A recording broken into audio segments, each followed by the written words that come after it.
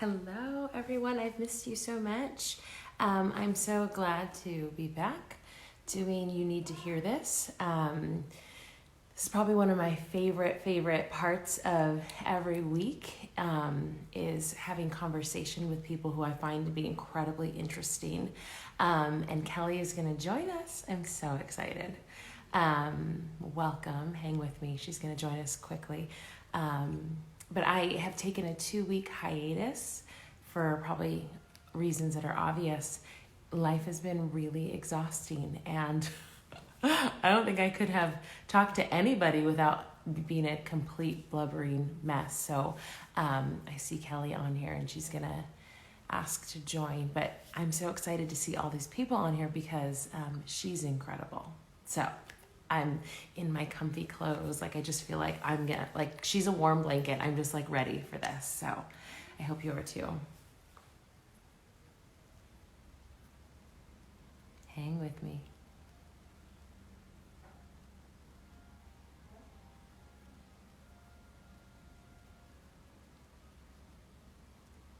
Let's see. Oh, perfect.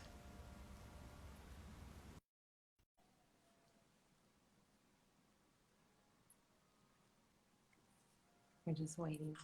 Yay! Oh, I'm so excited. Hello. Hi. Hi, I'm delighted to see your face. Oh my gosh, let me make sure I've got my volume up. I mean, look at you. Delicious and lovely and I changed into my special interview comfy gray t-shirt well, that's what I and I my put on, old sweater. that's so funny. I put on sweats and I made like coffee and I was like, I just feel like this is the day that I have been waiting for. Oh, Hi. oh, it's so good. Oh, Yeah, it's nice to not have to like put on like the good, the fancy stuff. We're no, just not at wanting all. to be, wanting to be Yeah. fancy. How are we ever going to go back to life like putting on clothes and I don't know. Right. Well, I'm a big fan of getting dressed, but I believe like fresh, comfy clothes. Yes, Yeah, so we need fresh absolutely. pajamas. That's my Absolutely. rule. Absolutely. Well, I like want to eke out every single second of our time. So I'm gonna just briefly introduce you and then have you share a little bit about your background. But so we met on Instagram, and I don't even remember how. And then Through one of my clients, actually. One of my clients knew you, I think. And I think that's how I think that's how I followed you. But then we met in real life, yes, we and that was did. fun. And which is funny because we weren't even playing it. No, It was, yeah, it just it was was like random. it was a meet cute. We were meant to be together. And so we were at, okay, ready, are you ready for it? I'm um ready. Le Pain Quotidien. Le No. pain quotidien. Oh, I'm trying so hard. I don't even say it like I don't even I say it with an American accent, but yeah. Well, you say it beautifully. So that was like such a total mom day, you know, like Mhm. preschool drop off, 100 Yeah. things to do. Like I ran into you, like I'm frantic.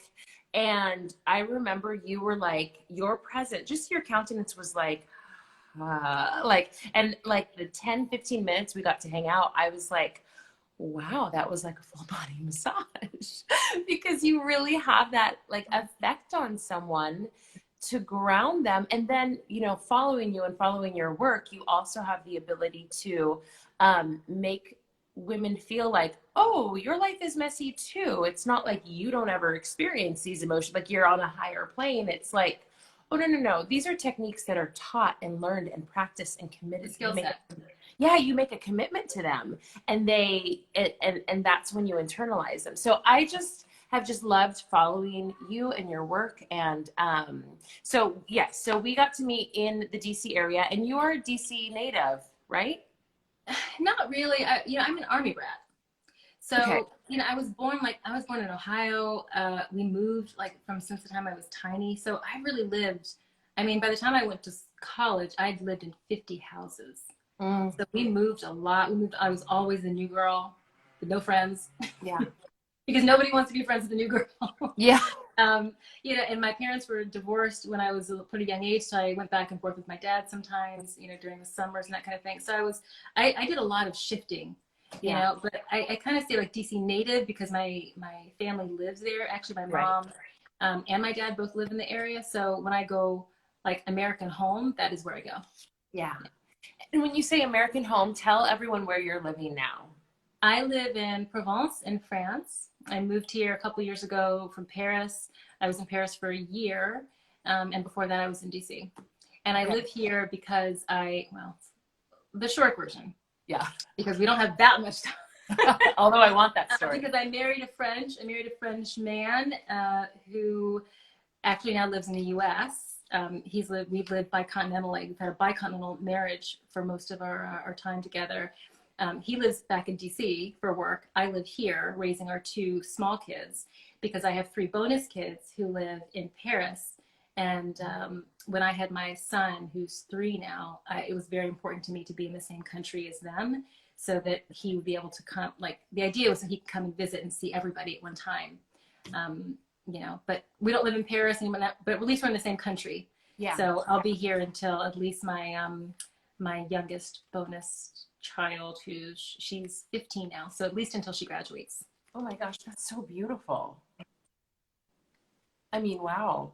That's really, really beautiful. So I feel like it's funny being a kid.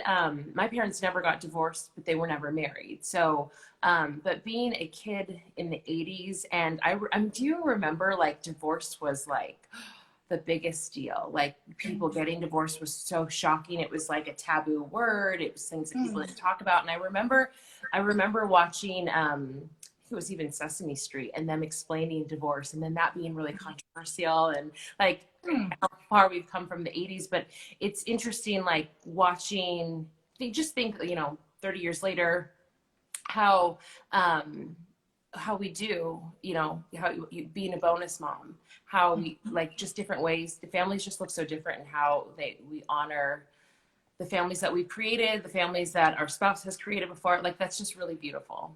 And I'm sure it was an easy process. No.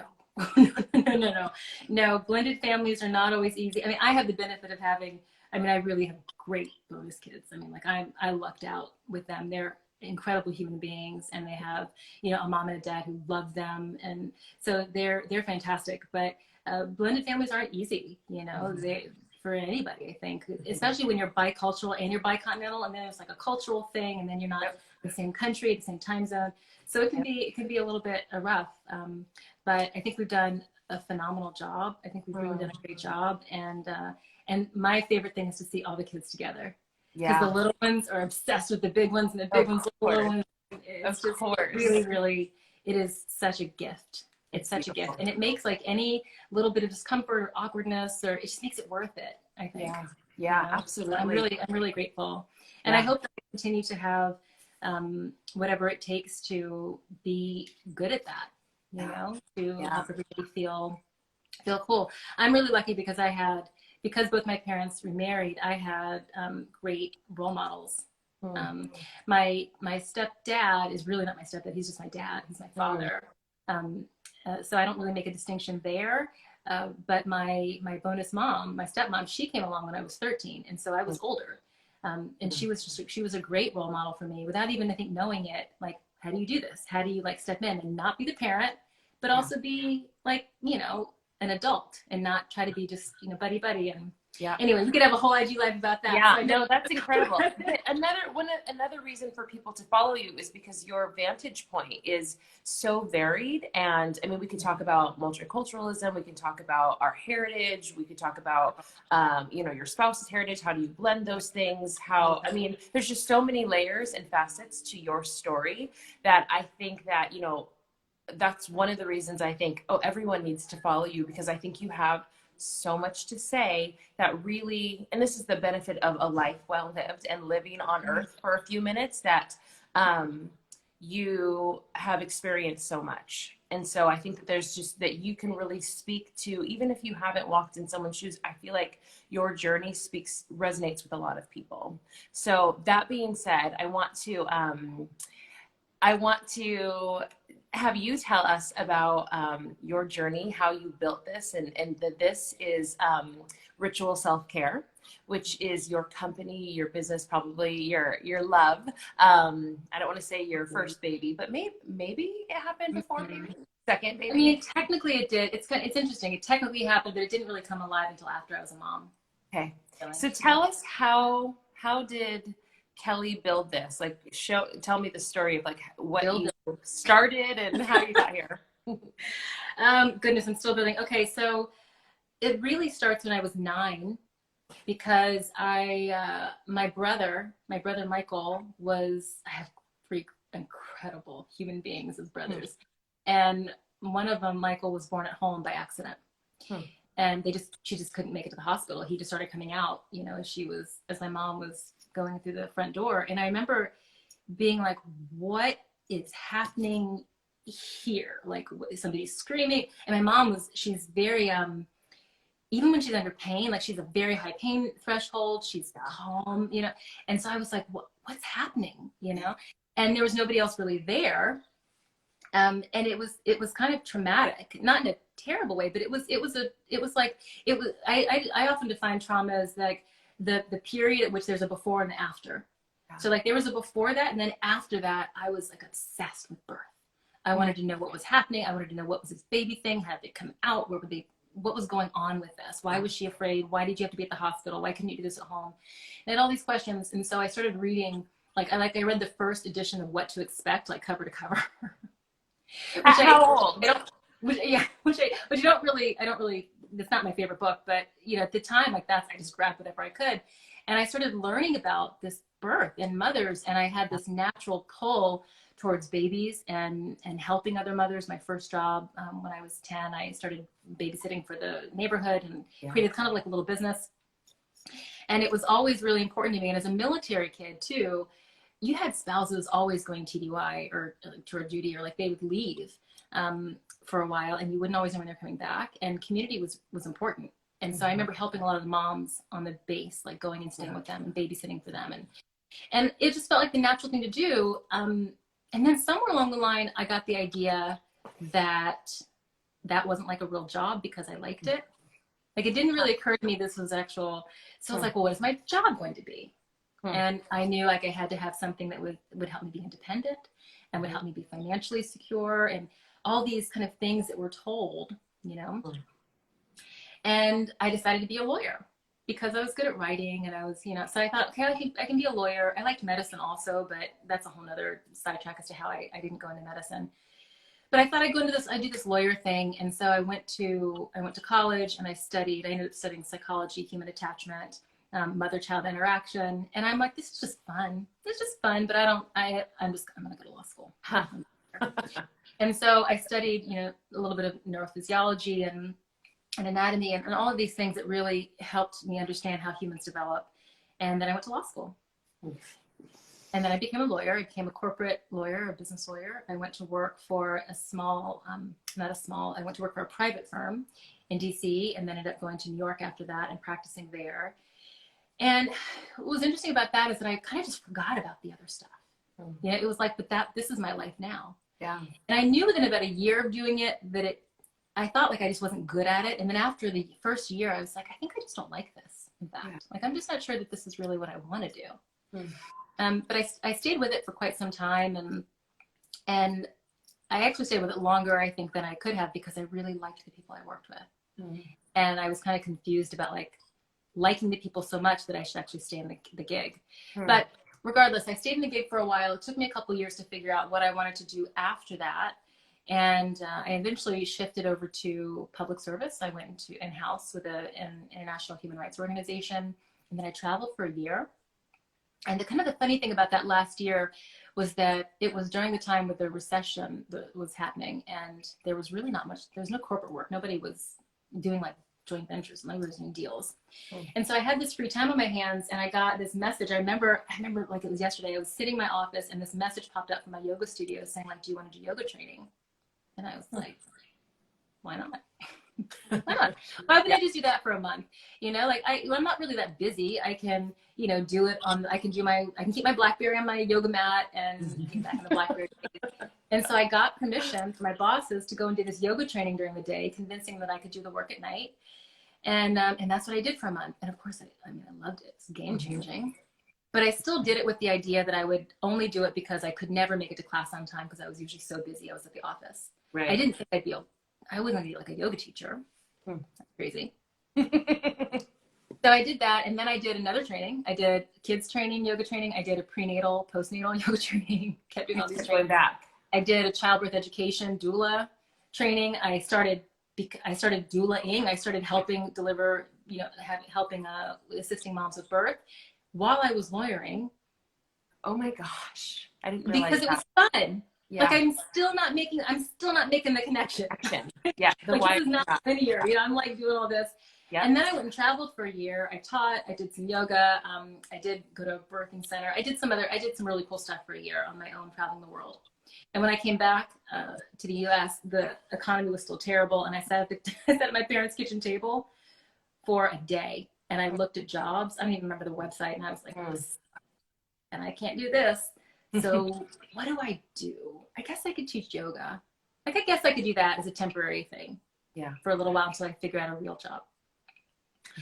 And I thought, well, I could, maybe I could work with women who like had jobs like mine and who had crazy hours, and I could go to their house at 5 a.m. or I could give them 11 p.m. session. Like I could do that, And so that's what I started doing. I started working with mostly women lawyers who wanted a private teacher. Yeah. And within 6 months, it was very clear to me that like this is a good thing. Yeah. This is a good thing. This is a niche market. I really liked doing this. Women needed this. Yes. And half the time, it was yoga. It was part yoga and part coaching.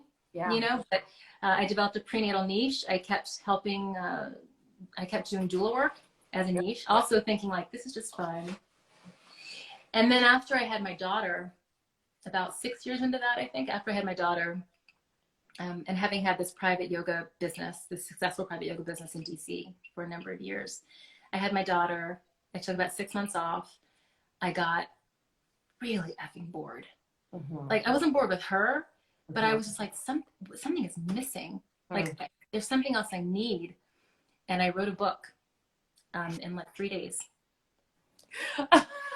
And one of my friends said, well, what is the book on? I was like, oh, it's on, prenatal, postnatal stuff. And they said, well, why'd you write about that? And I was like, it's just the easiest thing to write about. And they were like, so maybe you should.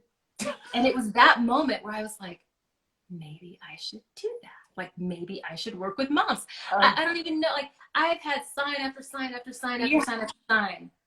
Yeah. Yeah. So then I was like, and I had already like formed even ritual care, like, but I still didn't know that's where it was going. I was like, this is just a coaching business for like lawyers. And then I was like, oh, that's what this is. That's what I'm supposed to be doing. So that's the long story.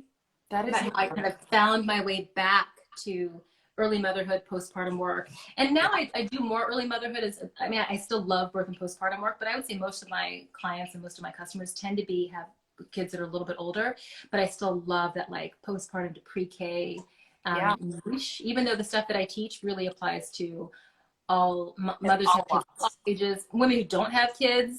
I've got some grandmas in my programs, so it just really varies, but that's kind of the real long windy version of how I kind of found my way here. And then when I decided to move to France, I had to stop doing in-person work, right? Because I think, in fact, when I met you, that was like my last in-person session, I think. I think so. And then I had to figure out a virtual plan. And that's when I decided to take everything I've been doing for the last, I guess at that point, 7-8 years, and put them into programs. And then I went into the virtual world. Yes. Which is, thank God for technology. I mean, okay, so, but here's like this is a perfect segue, because so much of what you said, like you not being able to like connect the dots or connect the wires or whatever. And it was like, I'm sure to other people, like glaring, like obviously like the science or maybe really. It wasn't. Actually, it's interesting. Like, I don't think, nobody ever really said, you should work with mom. Like, nobody really ever said that to me. Yeah. I don't exactly know why. I don't know if it's because, when you tend to be like the really responsible one who knows, like people are kind of just assume, oh, she knows what she's doing. Oh, yeah. I'm not going to question her. I'm not going to suggest anything else. So no, nobody really like pulled me aside and said, you're really good with babies, or you've been kind of studying babies for 30 years. So maybe you want to, I think everyone's like, oh, Kelly's just doing her thing. She's doing what she wants to do. And so nobody had really ever said that. No. So then when it comes to like, I think there's so many things that are so interesting about what you said, like working with postnatal, working with grandmas, working with kids, that are maybe teens. I think it makes sense because it doesn't matter how old you are, there is like self-parenting, there's healing work that has to happen at all ages. So you can be 27 and be emotionally 27, and you can be 57 and be emotionally 16. And there's so, when I hear you talk about how come I didn't, like the very thing that my soul told, like I knew as a 10-year-old, I just, well, clearly like society's messages or what we believe we're supposed to do is responsible is, like turn off the voice that I really think is just honestly the voice of God. I think like in us that's telling us like, this is who you are. And I think that there's like a grief there of like, and I really am not one who is going to turn back and go spend too much time with what if, because that's not helpful to me. But I think like, but what if my daughter, what if right now I honored the thing that I feel is true about me and I moved forward? Like, I think it's really powerful that it took so long for you to do the thing that you knew at 10 was just so right in your gut. So like, it makes me wonder about self-parenting and how we heal these like wounds of, not really listening to ourselves and honoring who we are.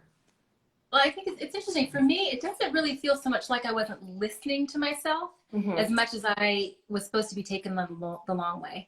I tend to take the long way with things. Yeah.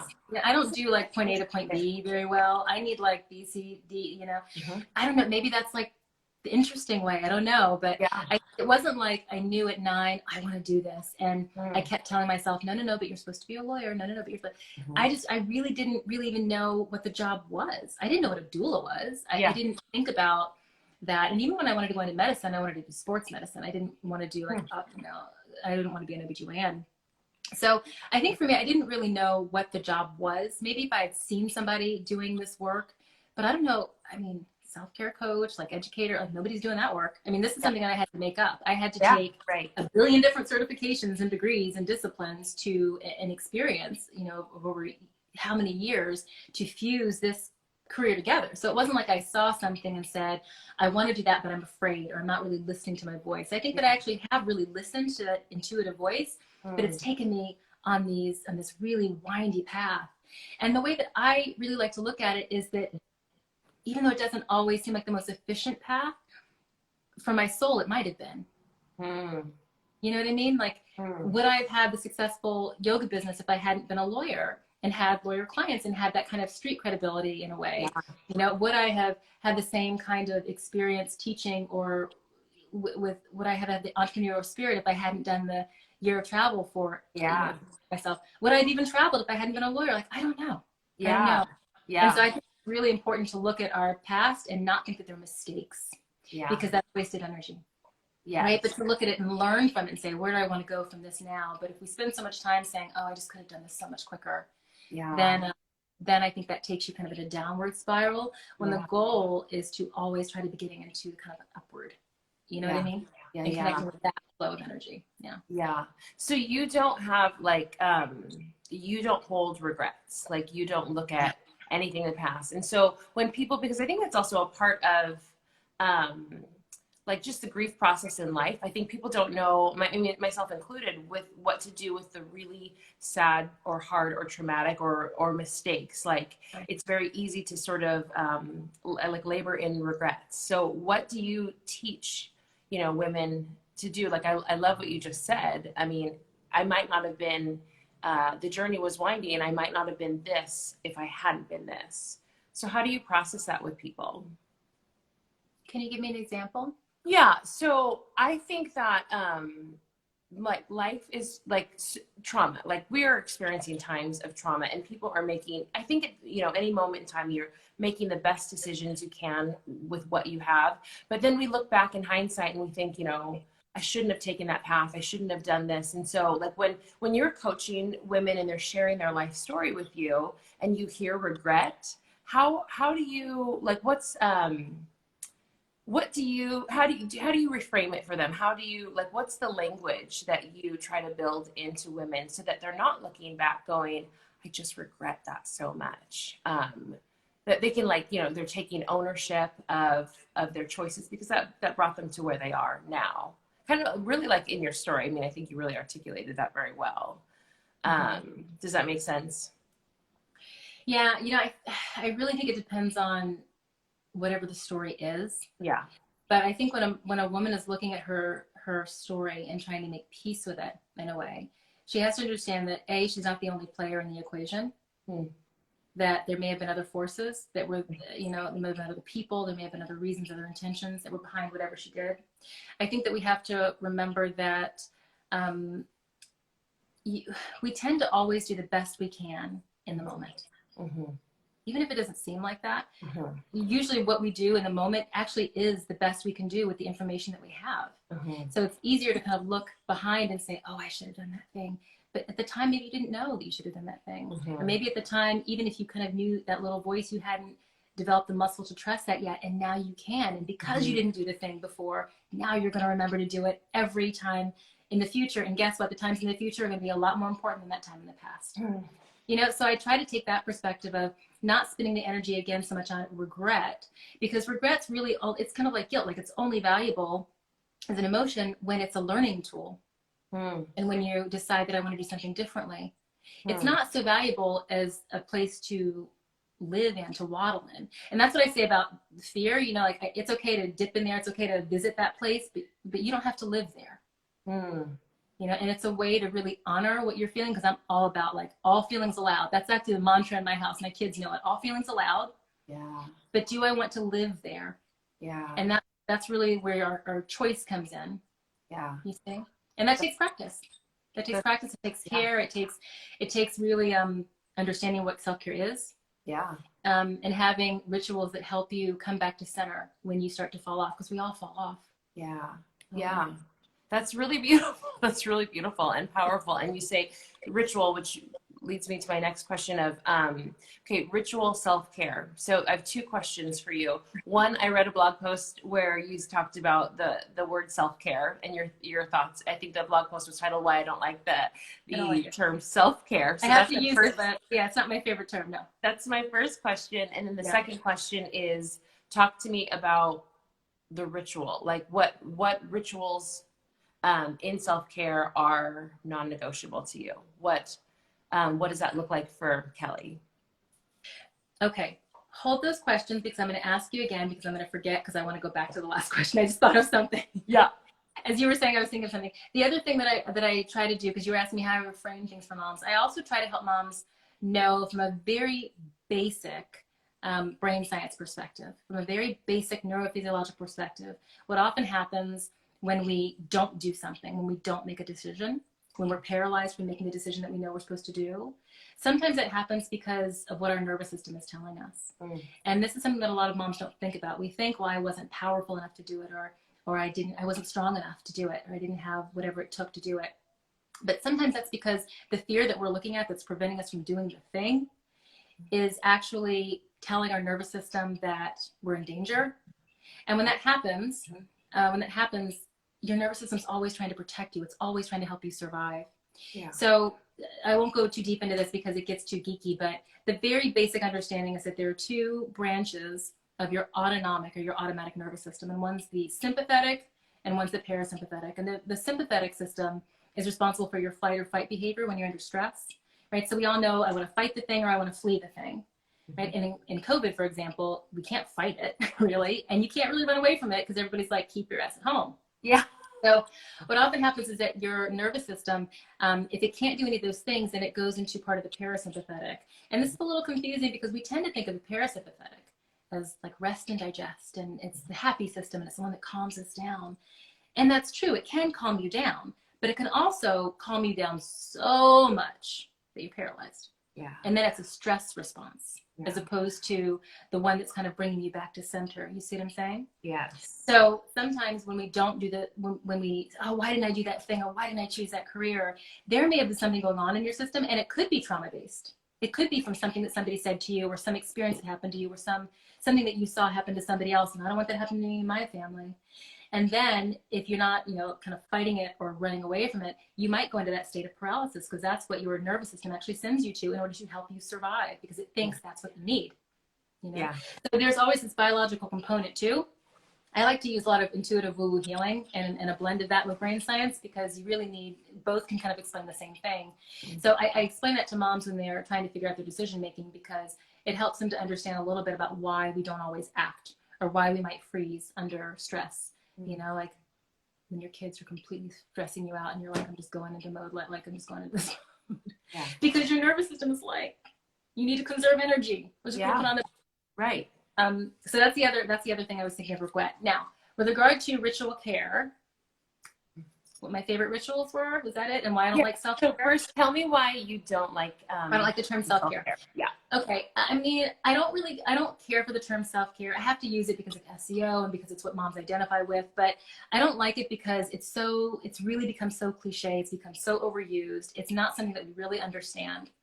And I think that because of that, we have to redefine it. And so one of my biggest missions is to help moms redefine how they take care of themselves and understand what self-care is.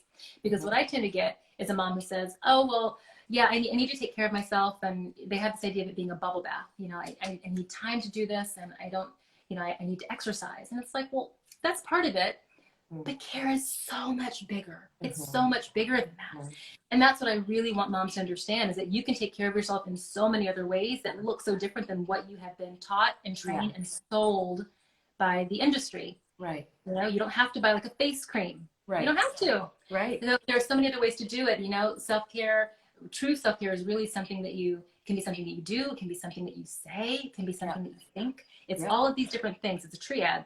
Yep. And so I don't really care for the word self-care, because I always say that we do these things and then we expect it to solve our lives. And I say that's a lot of pressure for mani petty.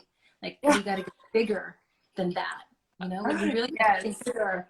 And so that's the thing behind the self-care origins. I just think it tends to be very cliche, and I'm really all here for a much less cliche, honest, true, authentic, deeper, soul level version of what this stuff is.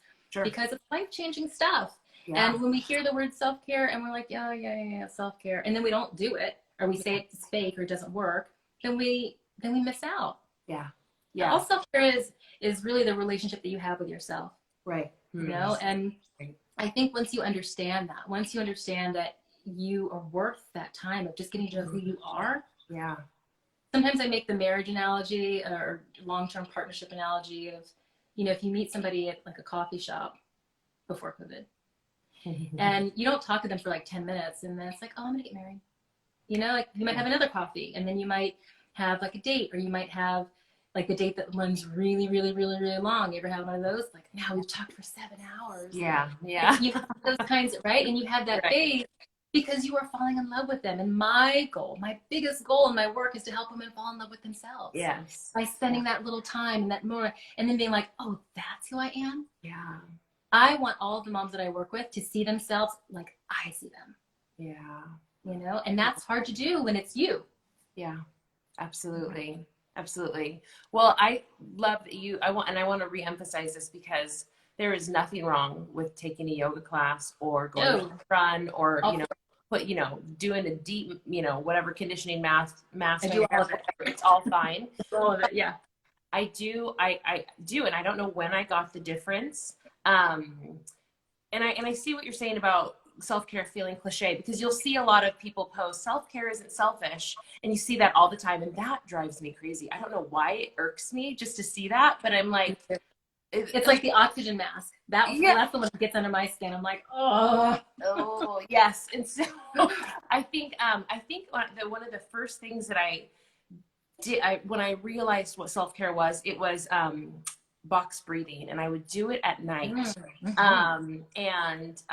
Right before I went to sleep, and I was like, oh, when I practice breathing at night before sleep, it ushers me into sleep, and I wake up so different. And I didn't know until I didn't once or twice, I did it for weeks, and I was like, oh my gosh. And so I realized, okay, there's something to this. And so then in the shower in the morning, I have a couple mantras, and because today is Juneteenth, and I am in the shower, and like hands over my heart, and there's something so powerful.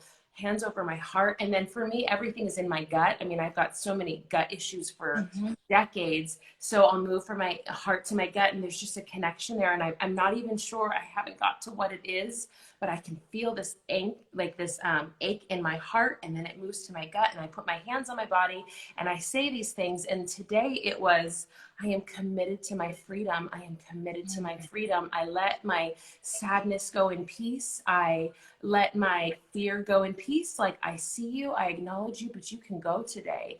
And I got out of the shower with this, like, this, I don't know, this tingling sensation in my body. And it sounds so hippy dippy, and I don't care, because I'm like, I'm here for all of it. how You just have I, goosebumps. I'm how, tingling.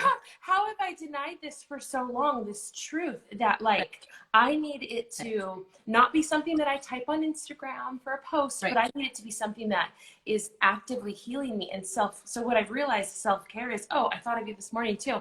My kids crawled in my bed with me. Dave is gone for a while, and I just was like, I have this really busy day ahead of me.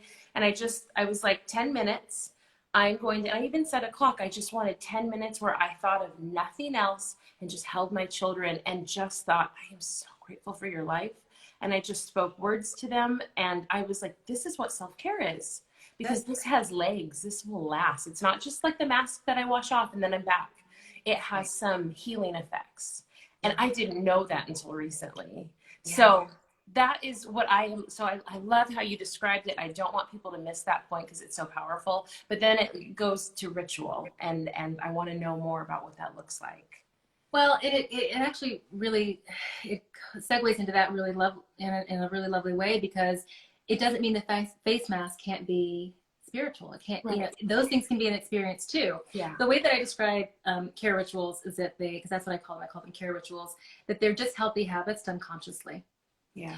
And that's the real missing piece. The anatomy of a care ritual for me, it's largely based on a really awesome book by Charles Duhigg about the power of habit. And he describes these 3 parts of a habit that I kind of adapted. So one of them is the reminder, or he calls it a cue. So it's the reminder to do like whatever the thing is.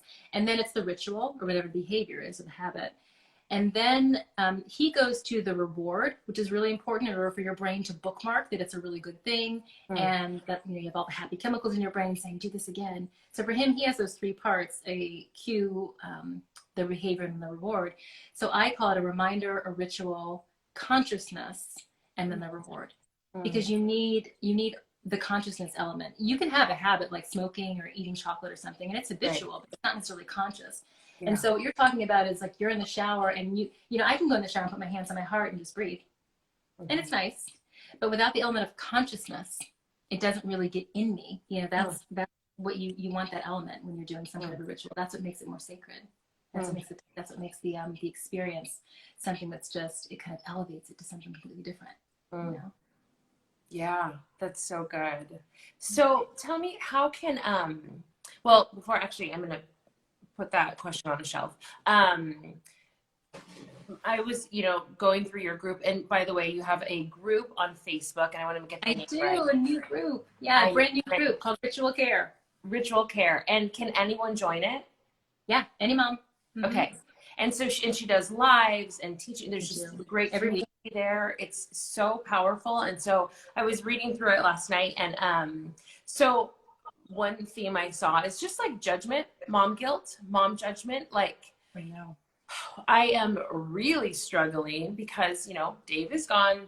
I need to work. I am on just the precipice of something that I have I'm about to give birth to, and I'm really proud about it. And all of a sudden the world has changed, and we've, I've got these 2 little kids that I'm like, here is your PBS Kids, guys, all day. And I'm just struggling with, and I'm talking to other moms, and I know there are a lot of women feeling this way, where I am struggling with guilt, going, I want to throw all of this, I want to throw all of this away, because I don't want my kids on screens all day. I feel so guilty, but I also care so much about the work that I'm doing. And I'm also, I'm here too. And so I feel like that has been a theme in my motherhood, is trying to raise my voice and go, I'm here too. Just because I'm a mom doesn't mean my dreams have died.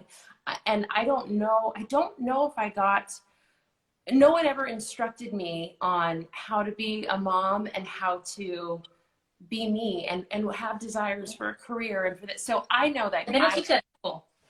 right. I'm There's not a class that struggling. you missed. Yeah. Nobody's teaching.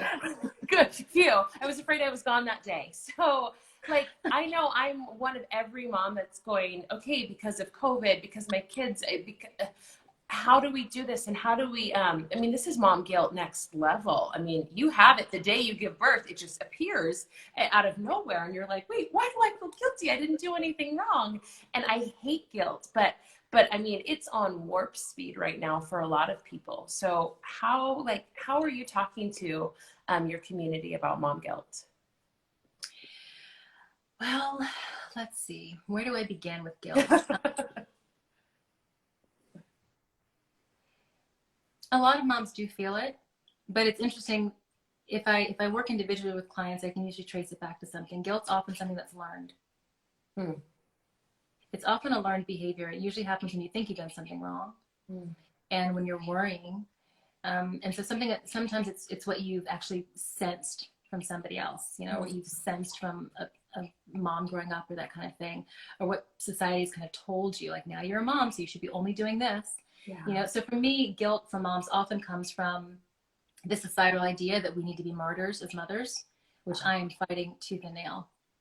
I don't fight a lot of things, but that's one that I'm really up in arms about. Like this whole idea of like mother martyrdom has got to go.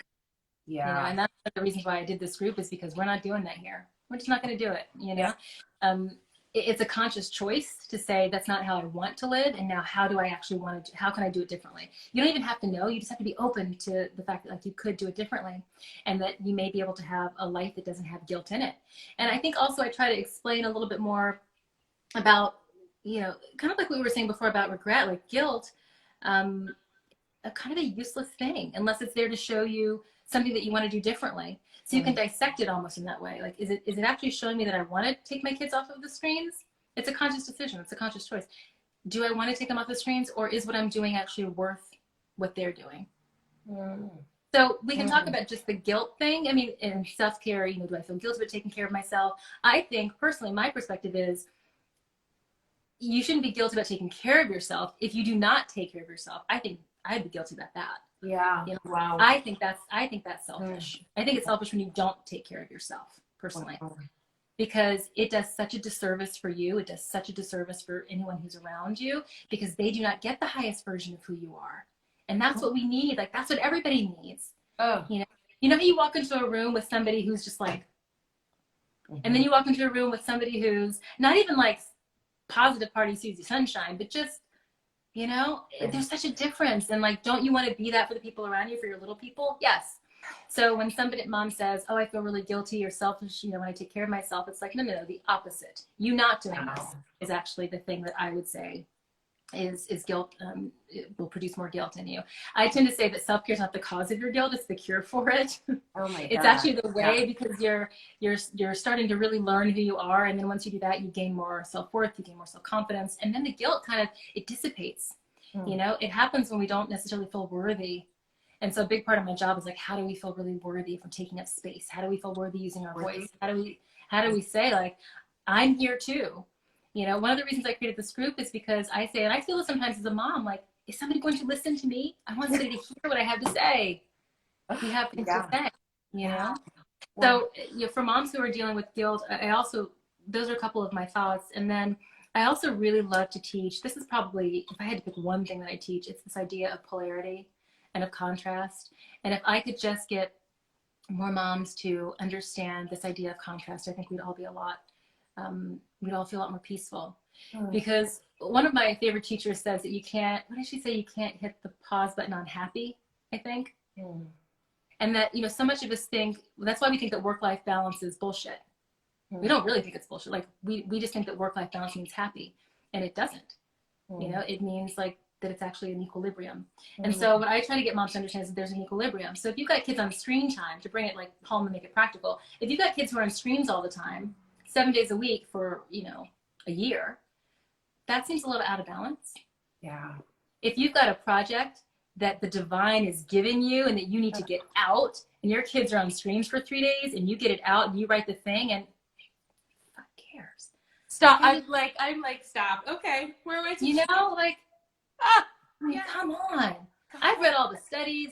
I studied human development. I know what all the things say. I know it. But I also know what happens when a mother cannot express, when she can't be creative. When she can't create, it becomes a cancer, you know, when you're stifled that way. And then what kind of mom am I?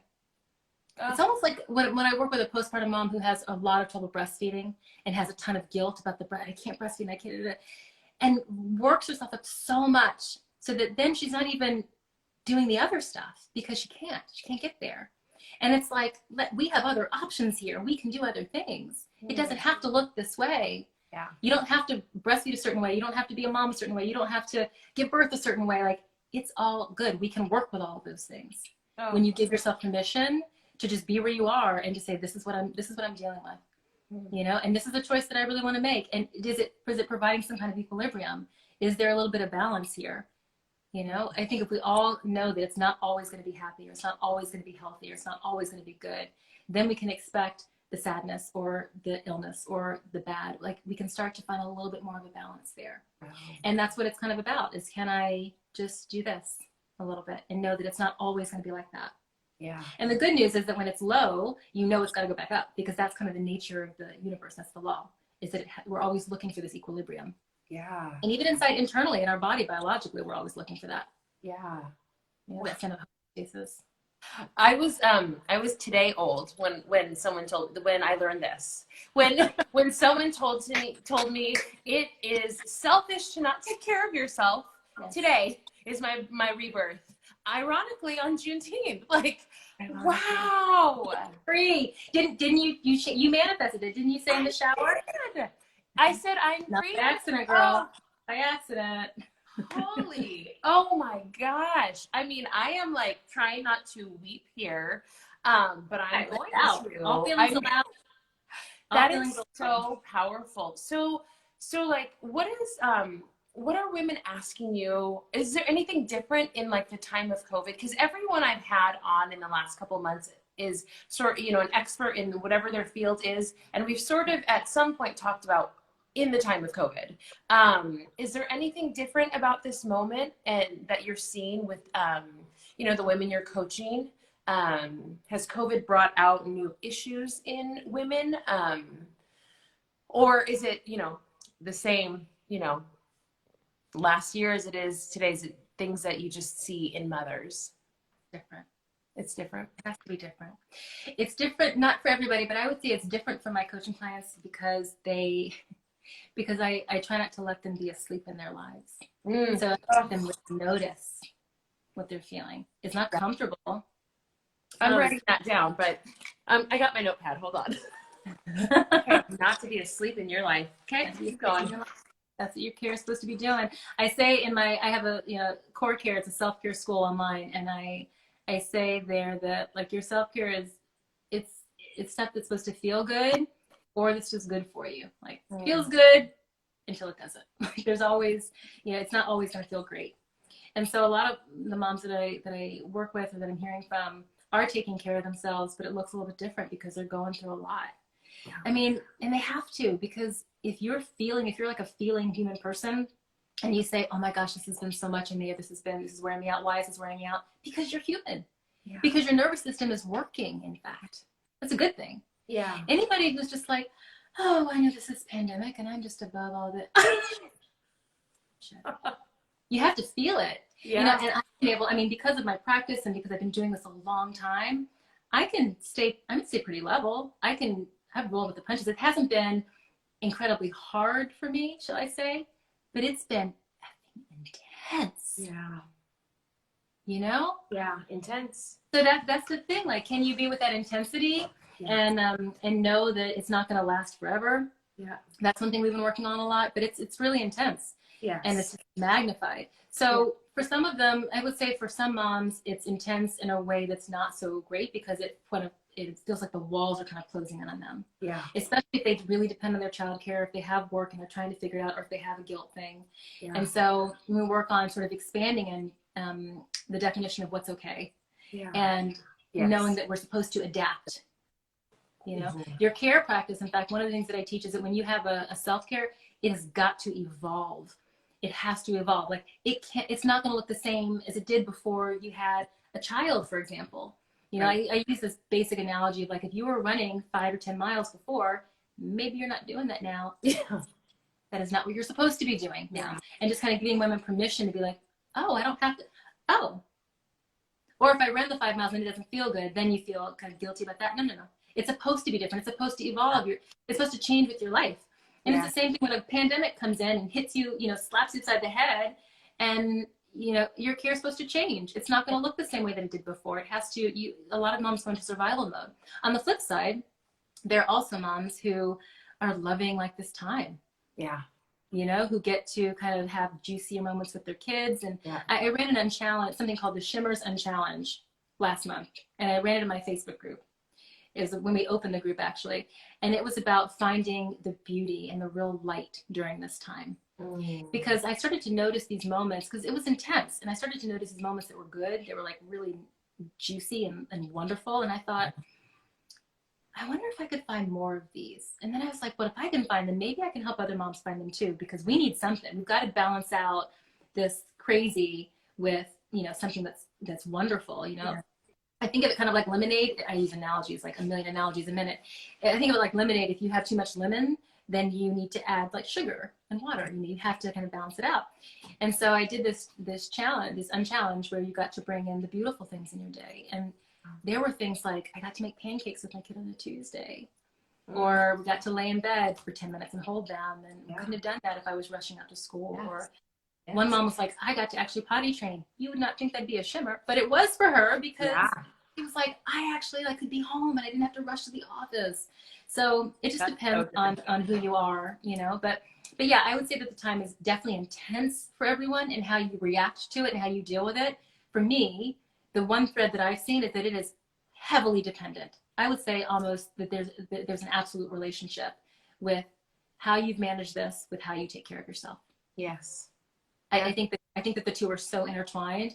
The moms who have a solid self-care practice, they're fine. It's intense, but they're fine. And the ones who don't tend to be like, what just happened to my life? And neither of those are bad. They're just where you are. They're just where you are. Oh my gosh. Okay. That is so good. So one of my shimmer moments, that's really, I'm gonna steal that, is so, and I know you know this as a woman of color yourself, like I know there's an extra incredible layer that has been added since George Floyd's death, and that is traumatizing and re-traumatizing daily for the Black community. That on top of COVID there are moments where I'm like, there are no words to describe how hard this is and how intense this is. But one of the things that I've been having a lot of conversations, and I feel, and I don't know why this is, I've been thinking about this a lot, feeling like the beauty of being biracial, the beauty of not being any, like in this or this, but both, is that I have been able to have a lot of conversations and hopefully have been a safe space for a lot of people who are like, I know nothing and I'm learning, and please don't be angry with me. And which is so funny because my disposition is not to be, like, I'm a teacher. So when someone says I didn't know, I'm like, all right, let's go. This is a good, you learned, and learning is like the highest goal. Learning is the highest goal in education. So it brings me so much joy when people are like, I didn't know this until today. And so I'm like, and now you know, welcome. What are you going to do with it? So, so having the race conversations, I've had so many in my DMs in the last few weeks, in my shimmer moment is, you know, we're talking about Juneteenth, and now like, everyone is learning what that is. And people have been saying, I'm so embarrassed. And I'm like, stop with the embarrassment. That does not help you. You know it. By the way, that's the guilt and regret thing. Yes, exactly. Totally. It's not helping you. It's not going to serve you at all. And so we want this. Unless you're going to do better. Yeah. Congratulations. This is your first Juneteenth celebration. So what are you going to do with it? So I think that is one of the things I'm seeing is just everyone's posting about it. And as a person of color going, this just feels like a moment where our voices are being heard and people are going, I see it. I'm sorry I didn't see it before. I'm here. And that like inspires me. Like that really gives me a lot of hope in this. So I'm just like taking that, my shimmer moment, and going, I'm really grateful for that. So I love that you gave me the language for that. Yeah, that is a shimmer. That's It absolutely. is. There's always light. There's always light. Yeah. And it's hard to see, but again, it's this idea of polarity and contrast. It cannot be any other way. If there is darkness, there's always light. Yeah. You just can't have one without the other. Yes. And I think our job as mothers is to always kind of go back to that and try to find it. But it's hard, and it's particularly hard for the Black community right now. You know, I grew up in a Black family. Can't always tell.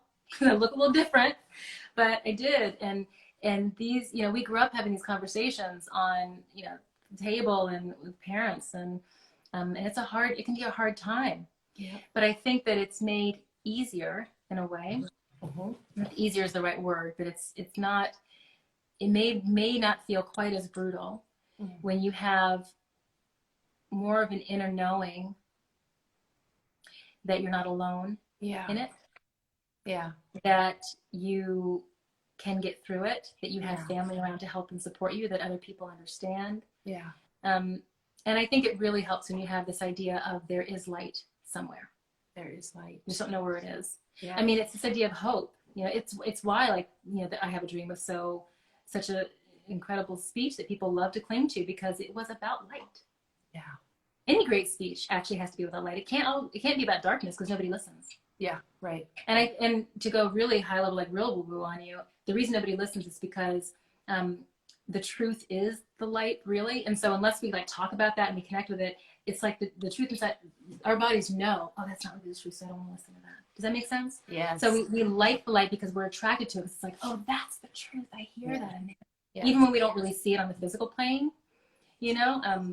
I think we have to remember that you've got to be in both. You have to be like in your light, and you have to also be able to look at the darkness and say, I'm going to connect with my light, and now I'm going to use that in order to make a change with what I see. Yeah.